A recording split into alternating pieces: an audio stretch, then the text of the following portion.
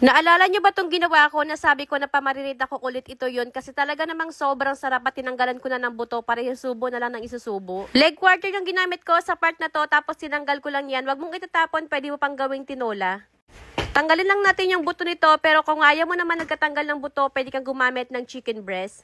At least kapag chicken breast yung gagamitin mo dito, diretso ka na marinate pero ito kasi mahihirapan ka pa. Pero pwede mo naman yata ipadibone to sa bibilhan mo. Napakabilis na naman tanggalin ng buto nito at ayan tapos na nga. Kaya naman ganun lang gawin mo hanggang sa matapos lahat. Hugasan lang muna natin to lahat tapos gawin naman natin yung pang-marinate nito.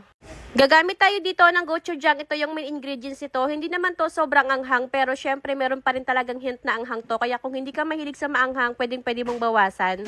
Maglalagay nga pala ako dito ng 3 kutsara tapos yung ginamit ko naman na leg quarter dito ay 6 na piraso.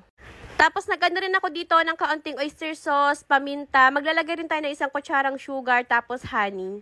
Magkaiba kasi yung tamis ng honey at sugar tapos maraming garlic kasi mas masarap pag marami at yung Sprite naman 237 ml. Yung gochujang na nilagay natin dito, pwede mong dagdagan, pwede mong bawasan, depende sa panlasa na gusto mo at syempre kung gaano ka kahilig sa anghang. Nakalimutan ko nga pala ilagay dito yung onion powder kaya naman inahabol ko na tapos ayan buo-buo pa nga itong onion powder kaya naman durug-durugin muna natin kaunti.